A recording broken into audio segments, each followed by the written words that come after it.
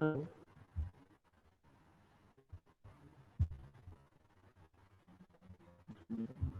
Hmm?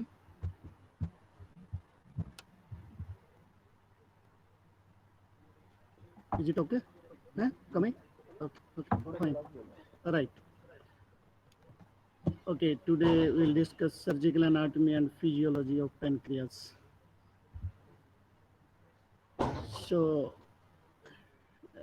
the name pancreas that stands for pan means all and creas means flesh. So, this is an organ which is totally a fleshy organ without having any bone, turned all muscle like this, with an average length of 15 to 20 centimeter and weighing 80 gram in it.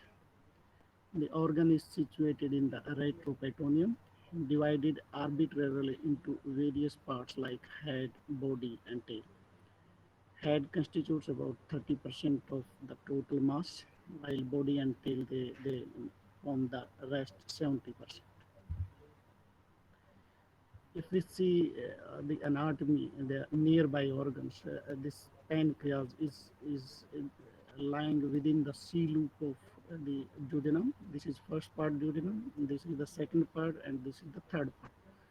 So it lies within the C loop of duodenum, and nearby posteriorly there are major vessels like abdominal aorta is there, inferior vena cava is there.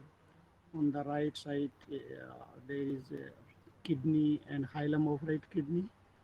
Then superiorly, if we see the adrenal glands, both right and left.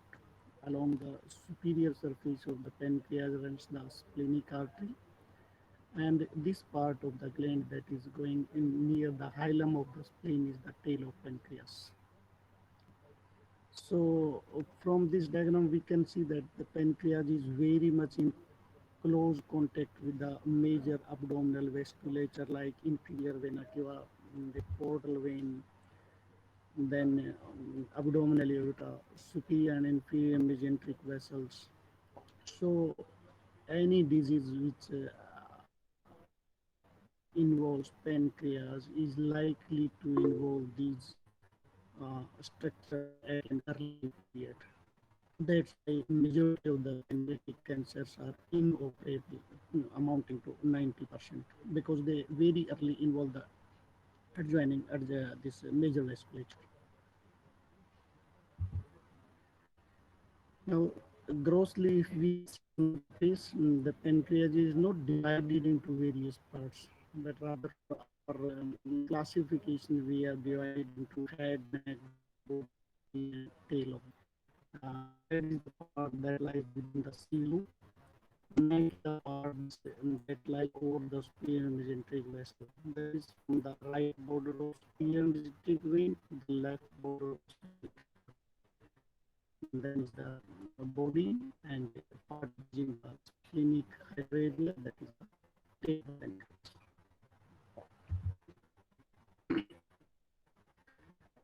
The head has one project that extend downward and twirl that the uncinate part of the head. See the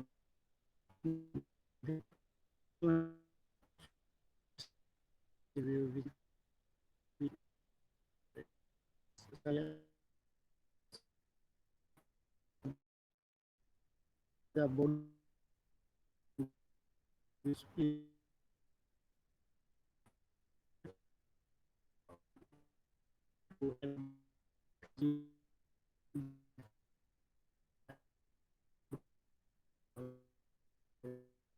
right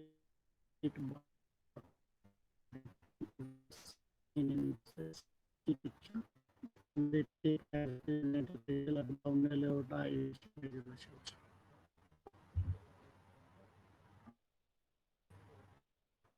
It is not transversely in the body. It is obliquely, like as shown in this insect.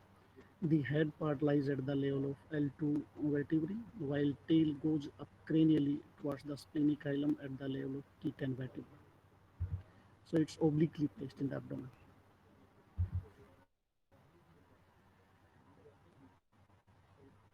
Now the head is the enlarged and flattened right end of the pancreas, situated beneath the curve of duodenum, having three borders: superior, inferior, and a right lateral. The left border is continuing with the neck of pancreas. Two surfaces, anterior and posterior, has one process called the uncinate process that projects from the lower and left part of the head and goes towards the left. Superior border is overlapped by the first part of the duodenum.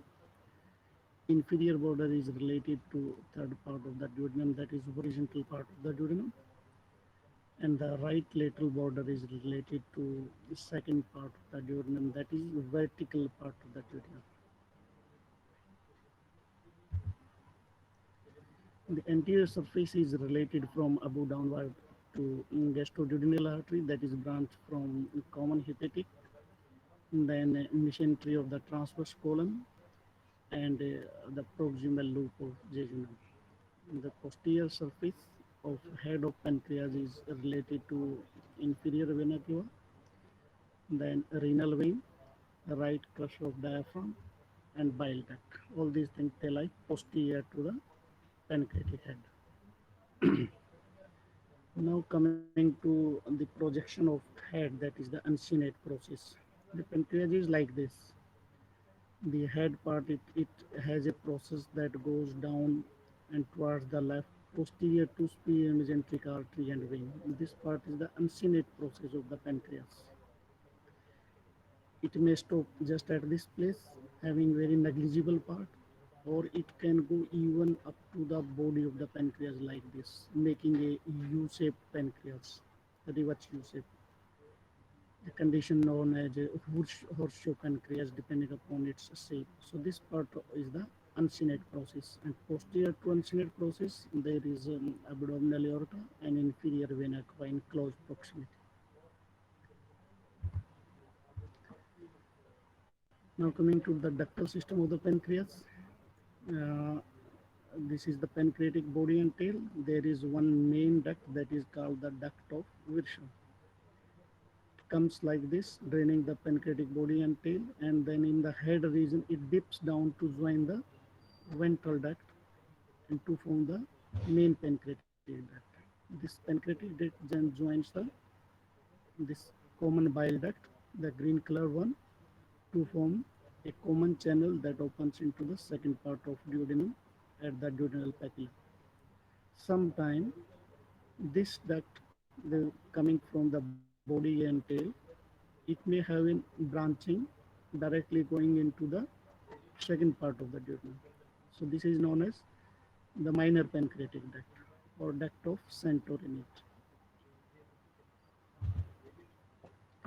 Now if we see the embryology of pancreas, on day 26 there is formation of dorsal pancreatic duct, and on day 32 ventral pancreatic duct arise from the hepatic diverticulum, and by day 37 they join together and fuse together.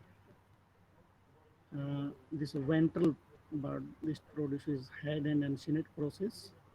Then by sixth week the ductal fusion occurs, and then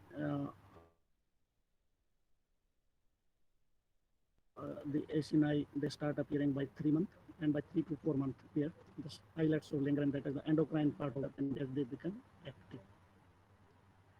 Now if there is some anomaly in the development of this process, there may be some defect in the fusion of the duct, there may be some defect in the fusion of the two buds of the pancreas, giving rise to various congenital anomalies, which we will be discussing in next slides. So from this diagram we can have a better understanding of development of pancreas. Like this is the hepatic diverticulum that arises from the second part of the duodenum. This cranial part destined to form the gallbladder and liver, and from this proximal part arises in a ventral pancreatic bud like this. Then there is a dorsal pancreatic bud that arises from the dorsal aspect. So dorsal and ventral pancreatic canals, these are the two uh, parts which give rise to future pancreas. The next occurs this there is a clockwise rotation of the duodenum, the foregut. So the part which now was on the ventral aspect, it goes towards the dorsal aspect and goes inferior to this dorsal. So this part which was ventral annulus, it comes inferior or caudal to the proximal one. And then the duct of this dorsal duct, it fused with the ductal system of this ventral pancreas to form the main pancreatic duct. And sometimes it may persist as the duct of Santorini or accessory pancreatic duct.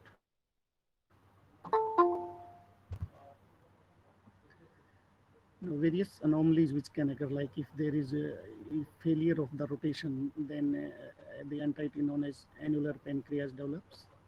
If there is a abnormality in fusion of the ductal system, then it can lead to pancreatic division, or even at the main ampulla of water, there can be various developmental anomalies. If we see the normal system, the bile duct, it comes from above like this, and within the duodenal wall, it is surrounded by a sphincter that is superior choledochal sphincter. Then next is inferior choledochal sphincter. Similarly, the pancreatic duct, as it enters the duodenal wall, it is surrounded by a sphincter that is known as the sphincter pancreaticus. These two ducts, pancreatic as well as the bile duct, they join to form the common channel that opens into the ampulla of water. So this is a very small channel, and it is surrounded by a sphincter, that is sphincter complex or sphincter of Oddi. Now, anomalies can occur like the two ducts, this uh, CBD, here this CBD and this pancreatic duct. Normally they join like this within the duodenal wall, forming a very small common channel. But at times they can join very much proximal, forming a long channel, or at times they may not.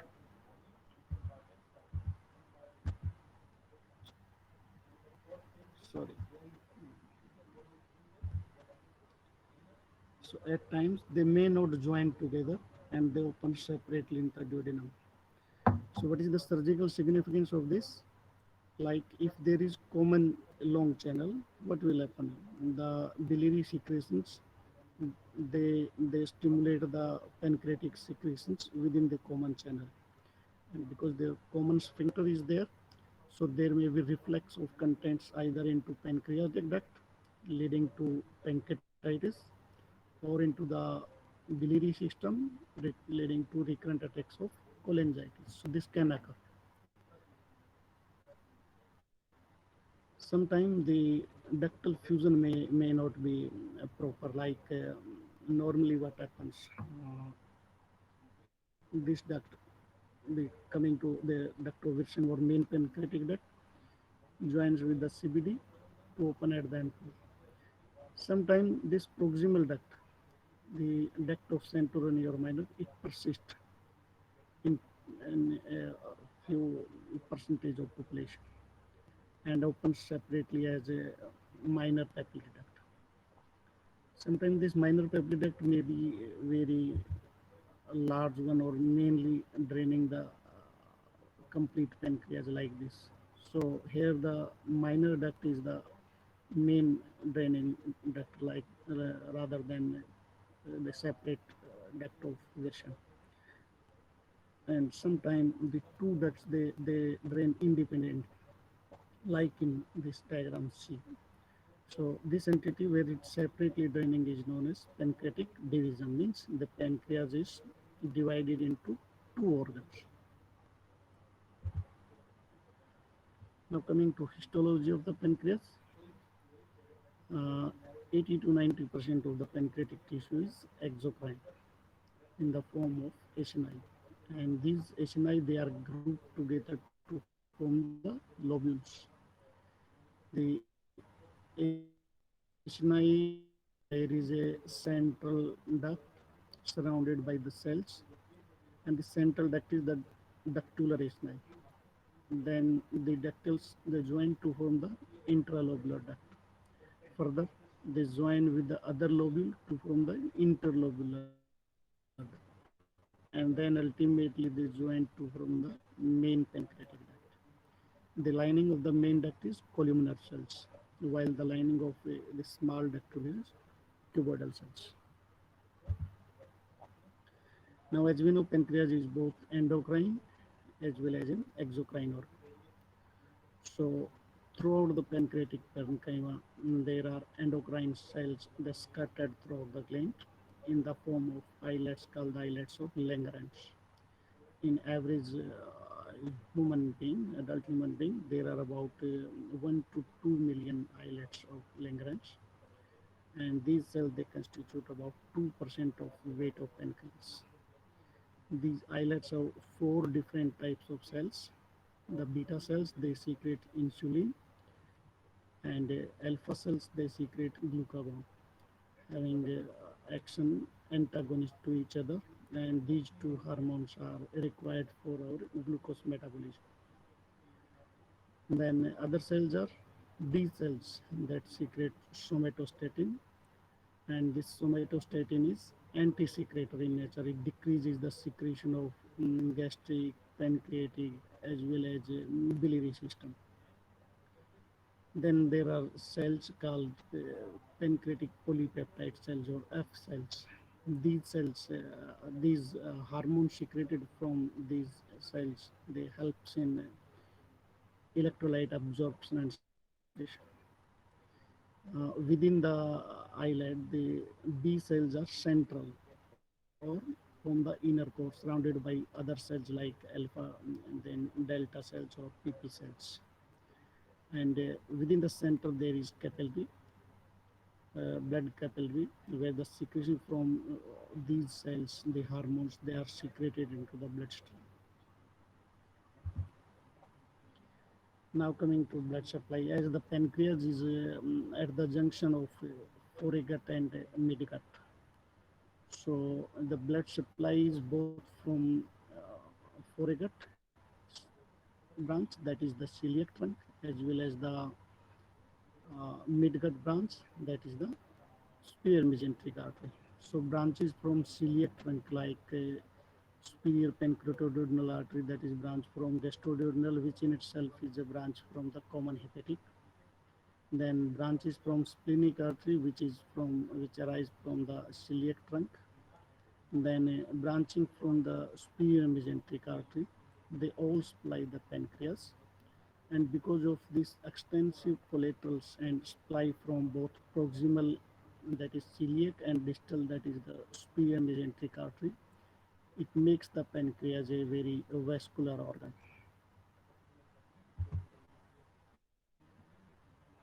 You can see in this diagram, this is the celiac trunk, which gives branches like splenic, that runs along the superior border of the pancreatic body and tail, and it gives veins like pancreata magna, dorsal pancreatic artery. Then from the this is the inferior mesenteric artery. It gives branches like gastroepiploic and transverse pancreatic. Then superior and inferior pancreatoduodenal branches that have communication with the superior branch from common hepatic, that is gastroduodenal artery. So it's anterior posterior division, and similarly division from the superior mesenteric artery branches, they form a quite sound vascular anastomosis in the region of head of the pancreas between the second part of duodenum and pancreatic head. If we see the vessels from the posterior aspect, uh, this is the splenic artery. It gives branches to pancreas like this greater pancreatic, dorsal pancreatic, then transverse pancreatic, and having an extensive anastomosis with each other. Venous drainage, it usually accompanies the major arterial supply. uh, like this is inferior mesenteric vein. Uh, it drains the head via this anterior and posterior inferior pancreatoduodenum. Similarly, the branch from the portal vein that by superior, anterior, and posterior pancreatoduodenum, it drains the superior part of the head. And then the splenic artery, which is placed posterior to the pancreatic body, with various branches draining the pancreatic body and tail, and then joins with the inferior mesenteric vein to form the portal vein. So the portal vein, which is formed behind the neck of pancreas by this combination of this mesenteric vein, then splenic, and at times the inferior mesenteric vein can drain directly into portal vein to form trifurcation, or it can drain into superior mesenteric vein also. So these variation may be there. Minor anomalies of the vessel, the venous system is quite common. Now coming to lymphatics, well vascularized organ with a very extensive lymphatics in the region. The uh, lymphatics are divided into five common regions like superior, then anterior, inferior group, then posterior group, and the splenic group. You can see from this diagram the various lymphatics, like in the head region, they go superiorly to the pre-pyloric and supra and infrapyloric group, and from that they goes to common hepatic group, and ultimately to the celiac plexus. Similarly, the inferior part of the head and body, the lymphatics goes either posteriorly or to the lymph nodes along the superior mesenteric vessels. And similarly, body and tails, they drain into the splenic hilum along the splenic vessels and then to the celiac axis. Now supply both sympathetic and parasympathetic supply. Parasympathetic is vagus and sympathetic the plexus along the major vessels supply the gland. Various anomalies of the pancreas can occur due to developmental malformation like absence of the pancreas, aplasia, hypoplasia, hyperplasia, and so many are there, but a few are of surgical significance that we'll discuss in brief. Like pancreatic divisum, as already I have told, that if the proximal, this ventral and dorsal duct, they do not fuse together and they open separately into the duodenum, and that entity is known as pancreatic division. Like we can see here, normally the ductal system is like this. The main duct, it drains the complete pancreas, but at times the minor duct is there, the duct of Santorini, and that drains separately into the second part of duodenum. So this is incomplete type of pancreatic division, and because this has communication with the main duct, but still there is duct of Santorini, so incomplete pancreatic division. Here there is complete division of the pancreatic ductal system. The two are separately draining. So this entity is pancreatic division. It's not a rare anomaly. It's very common in population, about 10% of the population. And in 95% of the cases, it's without having any symptom of no clinical significance. But in a few cases, it can lead to recurrent attack of pancreatitis. If we see during intraembryonic life, the main pancreatic drainage is via the dorsal pancreatic duct, that is duct of Santorini. But after birth in adults, this this gets reversed due to fusion of pancreatic duct, and in adults the main drainage is via the ventral pancreatic duct, that is the duct of Wirshan. And this anomaly can be diagnosed with MRCP or by ERCP or CT scan. Like in this picture, you can see this is the pancreatic duct and it's draining into the pancreatic head. Similarly, this is other duct, it is draining into the lower in the duodenum, and this is the bile duct. So these two separate pancreatic ducts are there, the ventral and dorsal. So this entity is pancreatic division. Other congenital anomaly is annular pancreas. What happens? As I have already told, the ventral pancreatic bed it undergoes rotation to fuse with the dorsal pancreatic duct. If the ventral pancreatic bed does not move to dorsal aspect, then it sits on the second part of the duodenum like this, as a ring over the second part of the duodenum, and can lead to intestinal obstruction, that is gastric outlet obstruction, a common finding in neonates.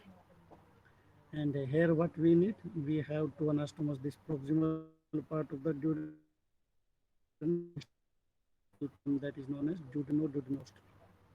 Never give incision to relieve this obstruction, because the incision in this area will lead to a pancreatic fistula formation. In adults, these two parts may be far apart, and the anastomosis between this and this part may not be feasible. In that case, what we do, we divert by doing the gastrojejunectomy. And with gastrojejunectomy, we add vagotomy so that at the gastrojejunectomy site there is no ulceration due to high acid content in the stomach. So, so you can see in the CT scan how it appears, that this is the duodenum and it is completely surrounded by the pancreatic tissue. This is the pancreatic tissue which is in Hampshire. So this is pancreatic division. Uh, this is the diagram showing pancreatic division. The second part of the duodenum that is completely engulfed by the pancreatic tissue.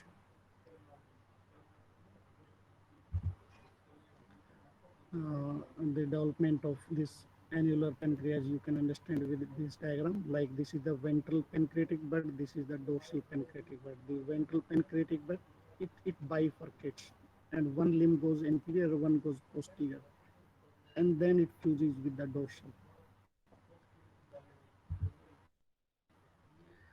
Then it fuses with the dorsal, the head part of the pancreas. So this ring, this can lead to duodenal obstruction, and for relieving, either we have to go for duodenostomy or the gastroesophageal. Other very rare anomaly is horseshoe pancreas. Here what happens, like this is the pancreatic body and tail, this is the head part, and this is long uncinate process. It goes posterior to the sphenic vessels and then extends along the body to form a U-shaped structure, that is its resemblance to the horseshoe. So this entity of no clinical significance, but at times it may be the cause for recurrent pancreatitis, and usually diagnosed with ERCP or CT scan, or at times during the laparotomy. Now coming to functional anatomy of pancreas. As already discussed, there is main pancreatic duct, and this duct they gets drainage from the acini along the small ductals, that between two two lobules form interlobular, intralobular, and then joins to form the main pancreatic duct. And these secretions then ultimately drain into the main pancreatic duct, which joins with the common bile duct, and then drain into the second part of duodenum. And throughout the gland, these are the endocrine cells, these islets of Langerhans. They secrete various enzymes that directly goes into the pancreatic vessels. Now the secretion of pancreas. In response to food, the digestive enzymes are secreted, These digestive enzymes are rich in alkaline bicarbonate as well as enzymes. And the secretion is enhanced by the enzymes like secretin, cholecystokinin, or by vagal stimulation. Now, as and when these are secreted within the duct or within the cell, these are in inactive form, the enzymes. And once they are intraduodenal lumen, they becomes activated. Now, if you see pancreatic juice, about 500 to 800 ml of pancreatic juice is secreted per day. It's a highly alkaline secretion, rich in bicarbonates and electrolytes. That is why if somebody patient develops pancreatic fistula, there is excessive loss of bicarbonates as well as other electrolytes. The pancreatic juices, more than 99% is water and rest is solid component. Solid component both organic as well as inorganic. What is the function of pancreatic juice? It's mainly mm, for digestion of proteins and lipids.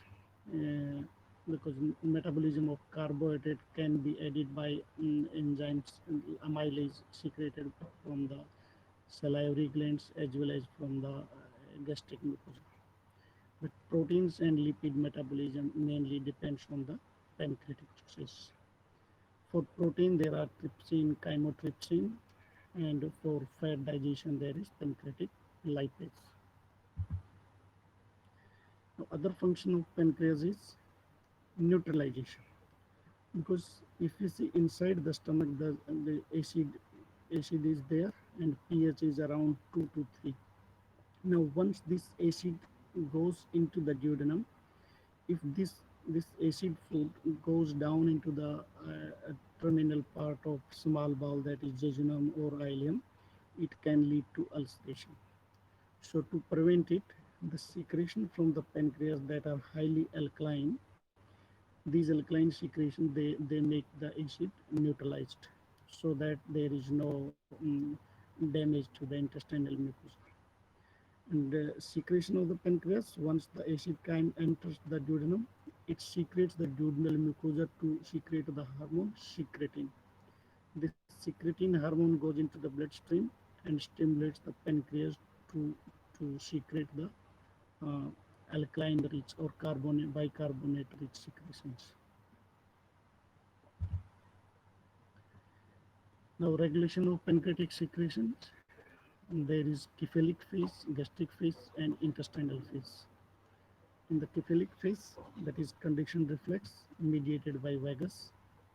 In the gastric phase, the acid chyme that leads to secretion of secretin and cholecystokinin. Secretin stimulates pancreatic secretion rich in bicarbonates, and cholecystokinin that stimulates pancreas to secrete the enzyme rich secretions. Then within the stomach, the food bolus that due to gastric dilatation leads to secretion of gastrin, and gastrin stimulates the pancreas to secrete the pancreatic juices. So, if we summarize, uh, this pancreas in a highly vascular organ, it is placed at a remote place in the retroperitoneum, and it closely abuts the major vessels. That is why access to pancreas is difficult, and surgery in this region is considered as a difficult one because of the surrounding major vasculature. Pancreas is both exocrine and endocrine part. Exocrine part for digestive enzymes and endocrine part for uh, glucose homeostasis. The secretions from the pancreas are highly alkaline secretions. The enzymes, once activated outside the duodenum, may digest the surrounding tissues, because majority of the vessel and surrounding tissue either have fat or proteins. So enzymes which are poor purity and poor quality digest, so can lead devastating complications. So that is because of this remote location, high vascularity, and this system is the glands, one situated outside pancreas and second eye gland. Thank you so much.